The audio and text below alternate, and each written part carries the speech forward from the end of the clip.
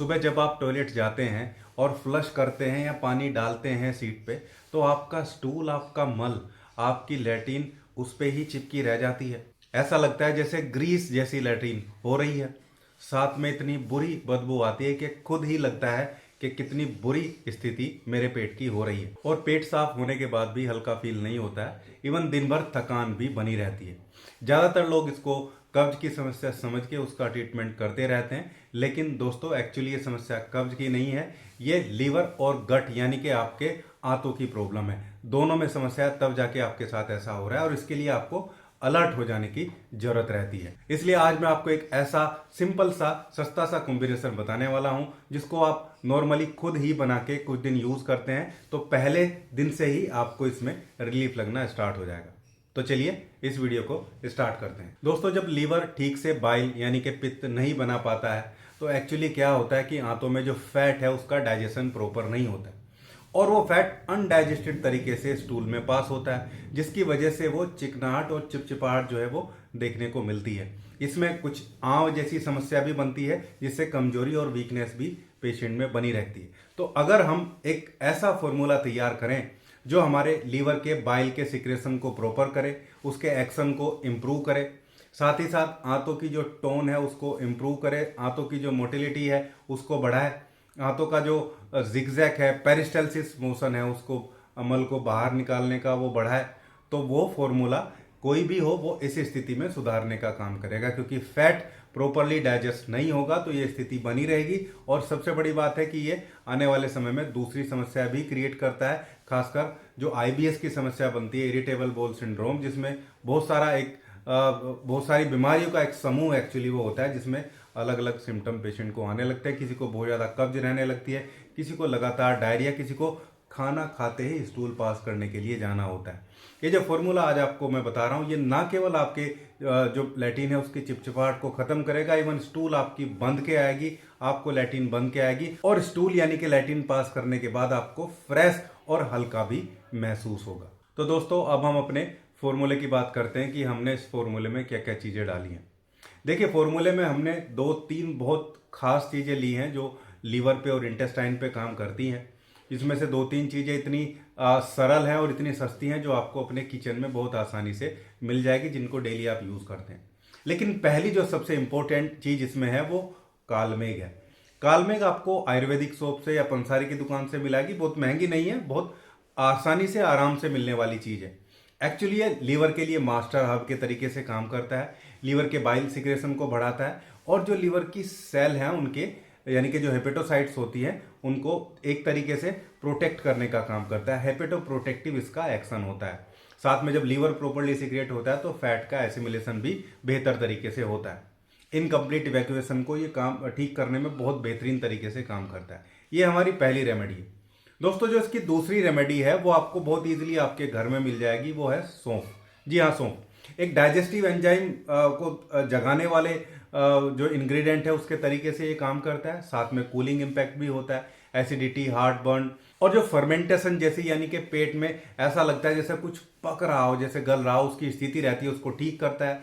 Gas बनने से रोकता है, ब्लोटिंग को ठीक करता है और जो बदबू आती है स्टूल से उसको भी ये कम करने का काम करता है। किस कंपाउंड को कितना लेंगे वो भी आपको अभी बताने वाला हूं। इसका तीसरा जो कंपाउंड है हमारा वो भी एक अच्छा आयुर्वेदिक हर्ब है जिसको पुनर्नवा बोलते हैं।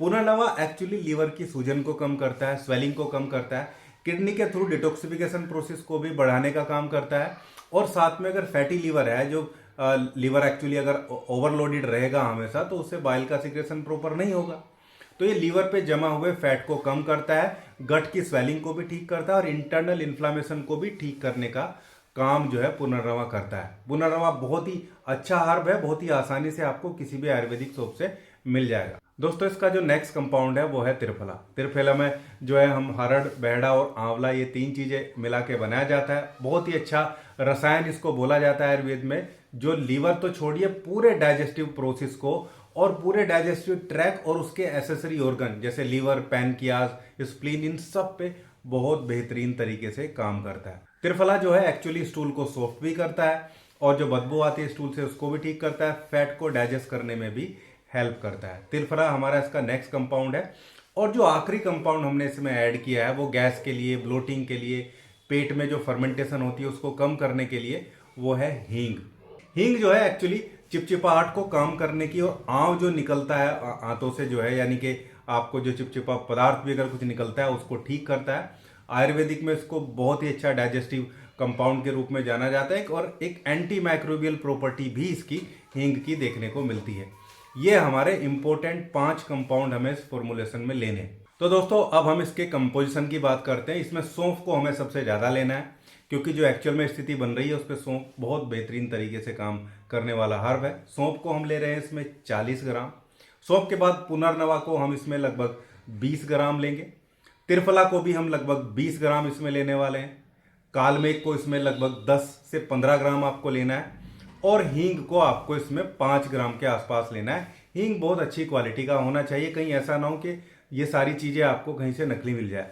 ऑथेंटिक जो पंसारी की दुकान होती है, ज़्यादातर लोकल बाजार में जिससे हम अपनी नॉर्मल चीज़ें खरीदते हैं, वो अच्छा सामान देते हैं, और मैंने देखा है कि उनकी क्वालिटी बहुत बेहतरीन होती है। तो कहीं भी आपके आसपास बाजार होगा, वहाँ से आप पंसारी या फिर आयुर्वेदिक की दुकान पे जाके इस पूरे फॉर्मूले को उनसे भी बनवा सकते हैं। आप उनको बोलेंगे कि जी ये फॉर्मूला है, पेपर पे लिख के दे दीजिए और हमें 100 ग्राम बना के दे दीजिए।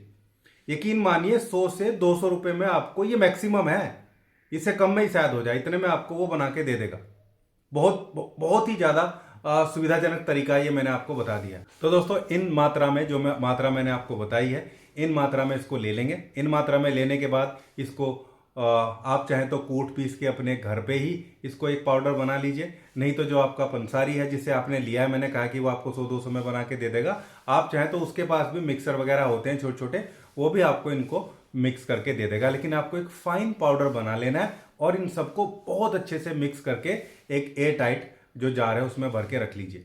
एक बार बनाएंगे तो 15 से 20 दिन आपके लिए बहुत रहता है।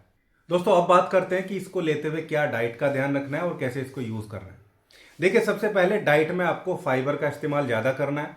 सबसे बढ़िया चीज़ है कि जब भी आप खाना खा रहे हैं, खासकर सुबह और दोपहर, सुबह के नाश्ते और दोपहर के खाने के साथ में अच्छी मात्रा में आपको सलाद लेना है। लगभग 300 से 400 ग्राम सलाद आप अपने खाने में इंक्लूड कर लीजिए। बस इससे ज़्यादा कुछ आप नहीं भी कर पा रहे हैं तो इतना आपको जरूर कर लेना है। तली भुनी चीज़ों से बचिए। देखिए, इसको लेने का तरीका बहुत आसान है। आपको इसको अपने खाने के बाद में लेना है। ज़्यादातर केस में ये दोपहर को लगभग चौथाई से आधा चम्मच, खाना खाने के लगभग आधे घंटे बाद थोड़े से पानी के साथ में, और रात को भी चौथाई से आधा चम्मच खाना खाने के बाद आपको इसको लेना चाहिए। इसको लेते हुए जब 1 से 2 दिन हो जाएगा तो आपका स्टूल बंद के आने लगेगा, और कहीं ना कहीं जो चिकनाहट है, जो चिपचिपाहट है, वो कम होने लगती है। बदबू तो पहले दिन से ही कम होनी स्टार्ट हो जाती है। साथ में आप देखेंगे एक फ्रेशनेस आपके शरीर में आएगी।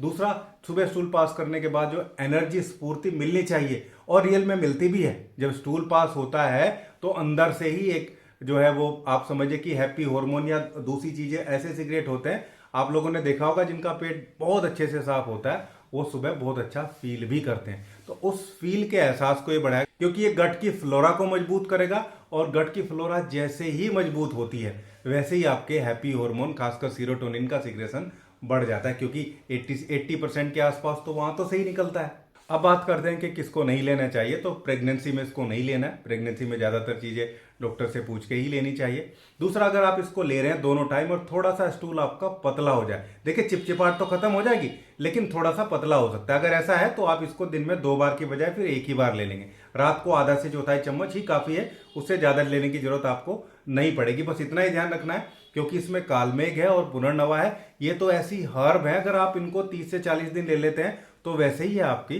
शरीर को शुद्ध करने का काम करता है। तो दोस्तों, अगर आप चाहते हैं कि सुबह स्टूल पास करने के बाद, लैट्रिन करने के बाद आपको फ्रेशनेस महसूस हो, पूरा दिन भारीपन ना लगे, आपका स्टूल ना चिपके, उससे बदबू ना आए, और आपके लीवर और गट का एक्सिस जो है वो प्रॉपर हो जाए, तो इस चूर्ण को लगभग 30 से 40 दिन आपको लगातार लेना चाहिए।